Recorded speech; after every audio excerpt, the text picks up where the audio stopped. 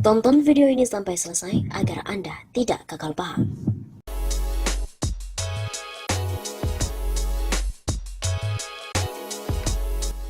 Halo Sobat 651 Safa, kembali lagi bersama dengan kami untuk mengulas fakta-fakta perpolitikan yang terjadi di tanah air. Berita kali ini datang dari parpol pendukung Jokowi, di mana mereka mendominasi kasus korupsi. Gerbong parpol pendukung Presiden Jokowi mendominasi kasus korupsi.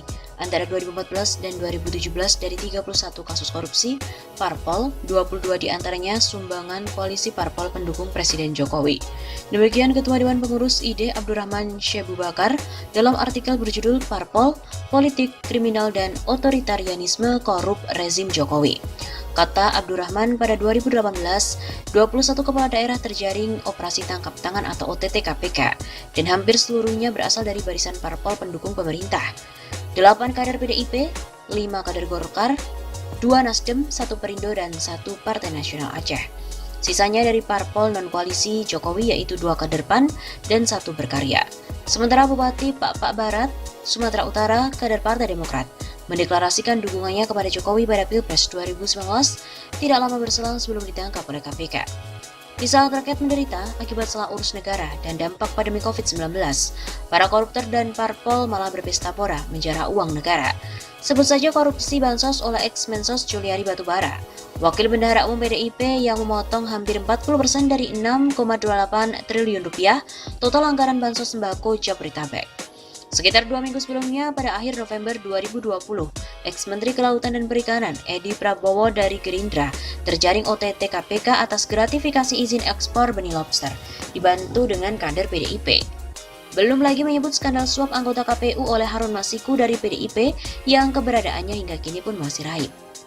Masih panjang daftar skandal korupsi era otoritarianisme korup rezim Jokowi yang banyak melibatkan elit parpol, baik di pusat maupun di daerah.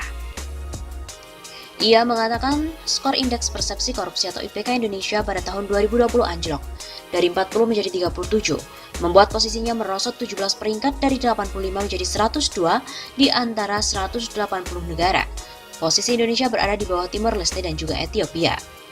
Anjloknya IPK Indonesia tersebut menunjukkan penyuapan dan pencurian dana publik oleh para pejabat negara dan juga politikus semakin luas dan semakin luas. Juga menggambarkan absennya kemauan politik negara dalam pemberantasan korupsi. Alih-alih memimpin perang melawan korupsi dan juga arus politik kriminal, kata Abdurrahman, Presiden Jokowi justru memfasilitasi pembusukan KPK. Upaya membusuki KPK dilakukan secara sistematis sejak awal berkuasa melalui skenario kriminalisasi Ketua Abraham Samad dan Wakil Ketua Bambang Wijoyanto pada tahun 2015. Kasus penyiraman air keras terhadap penyidik senior KPK, Novel Baswedan pada April 2017 hingga kini menjadi misteri. Jokowi enggan memerintahkan pengusutan secara tuntas untuk membuka otak di balik penyerangan sadis ini.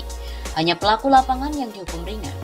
Puncaknya revisi Undang-Undang Nomor 30 Tahun 2020 tentang KPK pada akhir 2019 yang mengebiri kewenangan luar biasa dari lembaga anti korupsi ini sehingga tidak bisa lagi melaksanakan tugasnya secara efektif.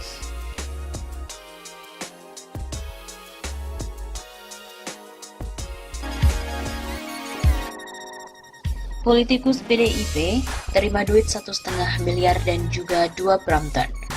KPK telah melaksanakan rekonstruksi pengadaan bantuan sosial untuk wilayah Jabodetabek 2020, di mana digelar pada hari Senin 1 Februari kemarin di gedung KPK Lama Jakarta Selatan.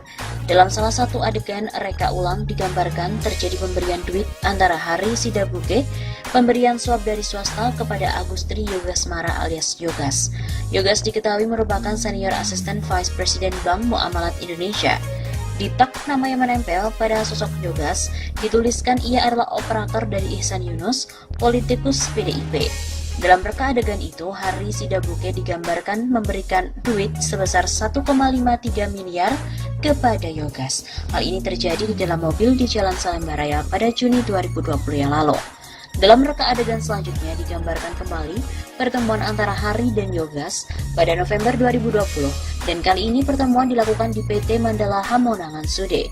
Dalam kesempatan itu Hari nampak digambarkan memberikan Yogas 2 unit sepeda Brompton yang kemudian dimasukkan ke dalam mobil dan status Yogas dalam reka adegan masih sebagai Ihsan Yunus. Ini bukan satu-satunya nama Ihsan Yunus yang muncul dalam reka adegan. Di awal reka adegan digambarkan Ihsan Yunus juga bertemu dengan Syafii Nasution, di mana diketahui merupakan Direktur Perlindungan Sosial Korban Bencana Alam, Kementerian Sosial. Pertemuan terjadi pada Februari 2020. Dalam rekonstruksi tersebut, nampak Adi Wahyono dengan rompi tahanannya juga hadir. Adi yang merupakan pejabat pembuat komitmen atau PPK di Kemensos telah ditetapkan sebagai tersangka dalam kasus ini.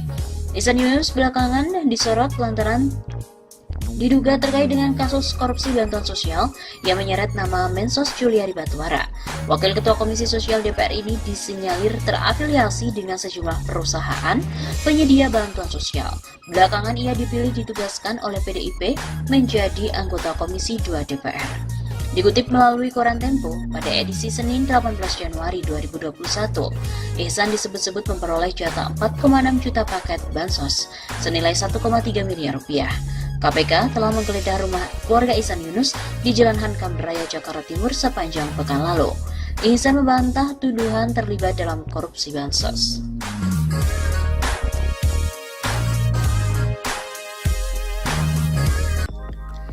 Saat pandemi, proyek 80 triliun rupiah tetap dilelang. Ampun deh, amburadul amat. Mantan Menteri Keuangan Rizal Ramli menyoroti lelang proyek infrastruktur senilai 80 triliun rupiah yang tetap jalan di masa pandemi corona atau COVID-19.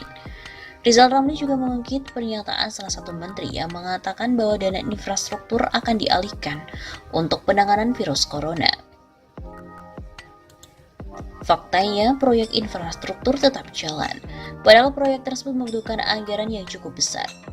Ampun deh, ada aja menteri yang ngomong akan dialihkan atau realokasi dana infrastruktur untuk mengatasi dampak corona. Ini piye toh, tender proyek infrastruktur jalan terus, kata Rizal Ramli melalui akun Twitternya pada hari Minggu 3 Mei yang lalu. Ia mengkritik koordinasi di antara para menteri Jokowi yang dianggapnya amburadul, termasuk Menteri PUPR Basuki Hadimulyono. Mas Basuki, jangan gitu dong, amburadul amat sih koordinasinya. Begitu kata Rizal Ramli. Sebelumnya, Kementerian PUPR telah menawarkan proyek ruas tol dan jembatan senilai 80,5 triliun kepada swasta. Penawaran dibuka untuk 6 proyek sekaligus dengan skema kerjasama pemerintah dan juga badan usaha.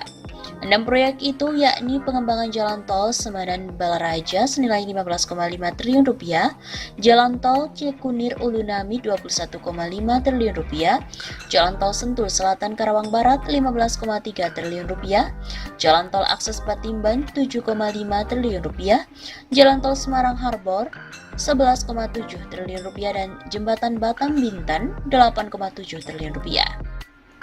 Akan tetapi, dari seluruh proyek tersebut baru satu ruas tol yang siap untuk dilelang.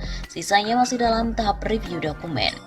Jalan tol Semadan-Balaraja saat ini dalam tahap siap dilelangkan. Begitu kata Direktur Perumusan Kebijakan dan Evaluasi Ditjen Pembiayaan Infrastruktur PUPR Heri Trisaputra Zuna dalam acara Market Sounding pada hari Kamis 30 April yang lalu.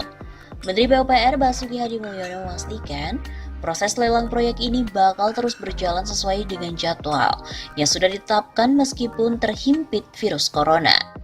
Katanya tak akan menunggu setelah pandemi baru mulai, tapi dari sekarang sudah mulai persiapan. Untuk setelah pandemi mudah-mudahan bisa berlangsung kerjanya.